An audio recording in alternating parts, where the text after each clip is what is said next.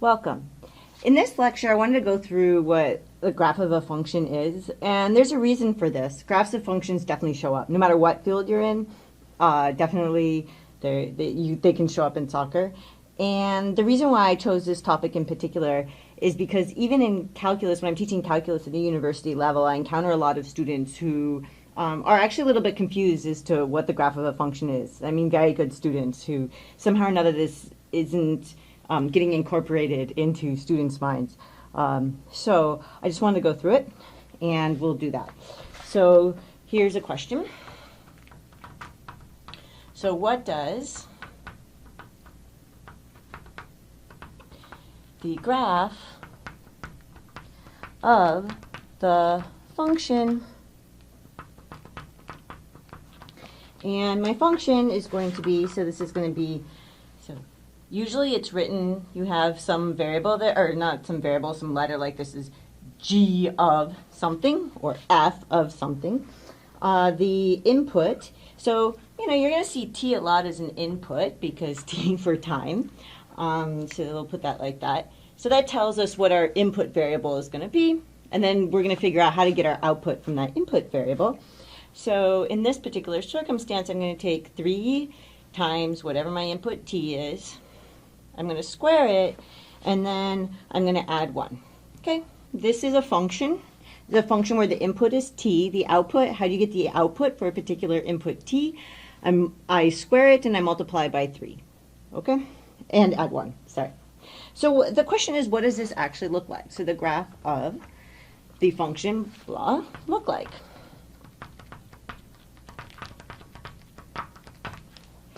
Okay, so instead of starting with the graph and going over here, I'm going to break it down a little bit. So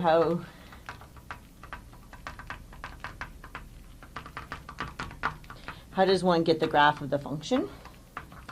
Okay, and then I'll show you an example, and then hopefully that'll make clear what I'm saying, if it's not already clear. So we're going to label the horizontal axis, so there'll be a horizontal axis. And this is going to be labeled by the input variable. So the horizontal axis is labeled by the input variable, so whatever you want to be inputting into your function. And so here, this is t. Okay, we input t. In fact, let's make this orange, just like t. Okay, and I'm going to underline this as orange so that when I draw it over there orange, you'll see what I mean. And then the second part is that the second coordinate, so the second coordinate of a point, so the second coordinate, or the height,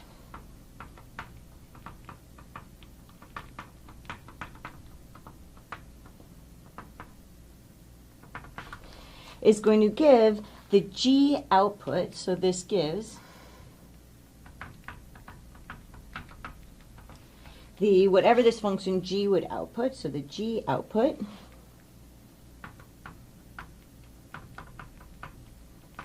for the first coordinate.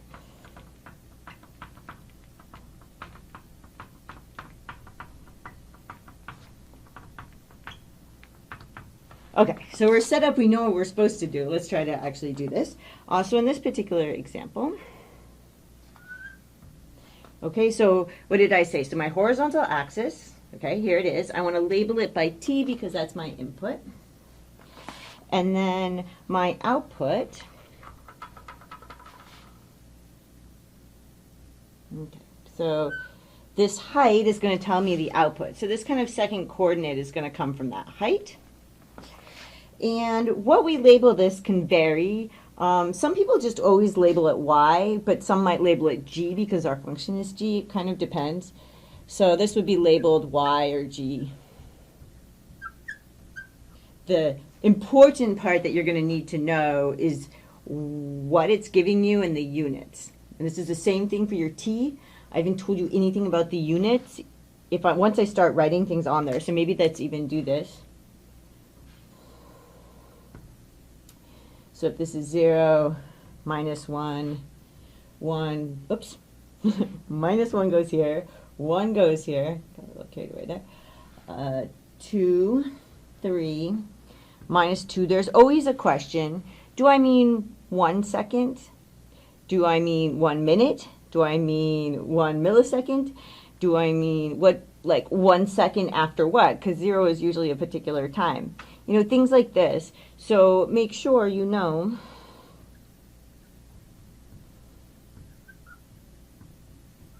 the units and what t represents. Okay, so for example, I could be talking about, you know, if I had, so t equals 3 seconds could be a thing. Okay, so, you know, if I put 3 there, I meant 3 seconds, and then this is the time. Okay, great.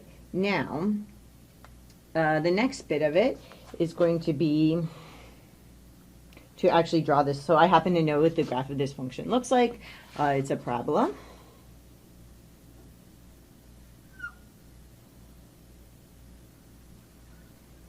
Okay, so what is a point on here? And this is one of these things that can get quite confusing to students.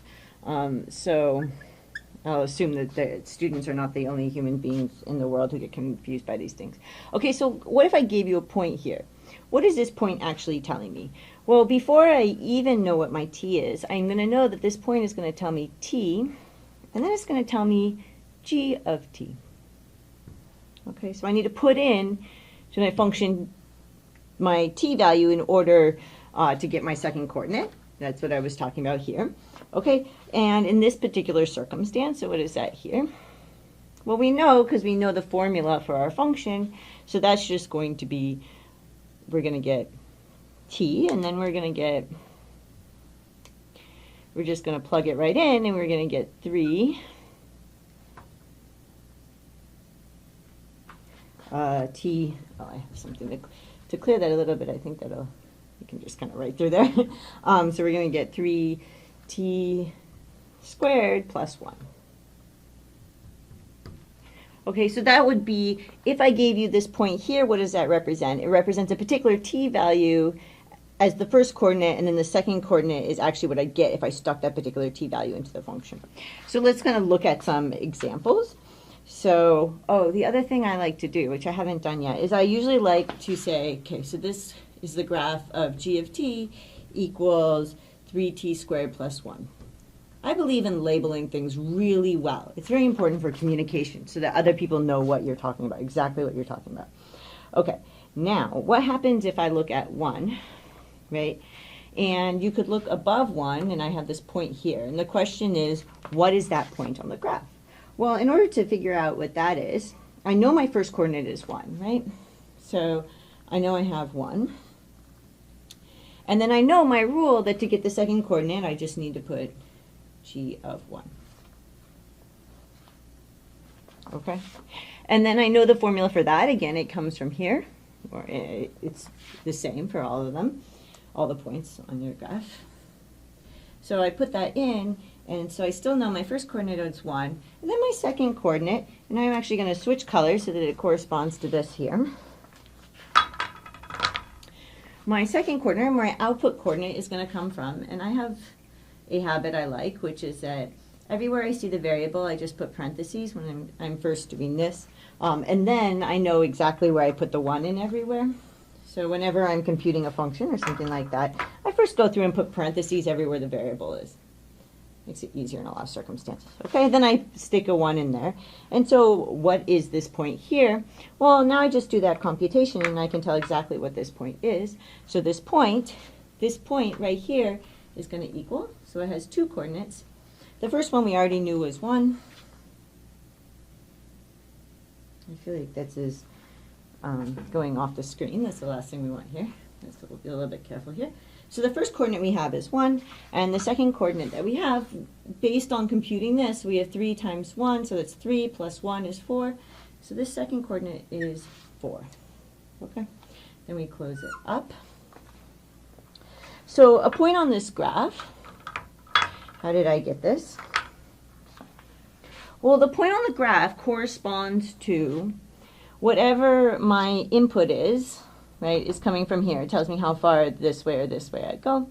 Whatever my output is tells me the height. So if I actually wanted to compute it, I would look at my input and I would stick it into the function and get the output. So this corresponds to 1, 4, because 1 was how far over this way I was, and then 4 was what I got when I stuck 1 into my function. Okay? So if it was, this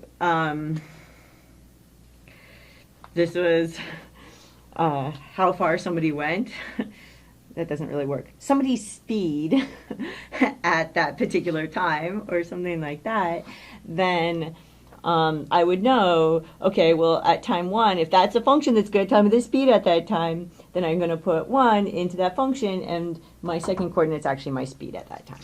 Okay? So I hope that made a little sense, and will make graphs of functions a little less confusing or intimidating. As I said, it's like a very, very common thing to, for whatever reasons, not to feel super comfortable with. So that made some sense, and I will see you in the next lecture.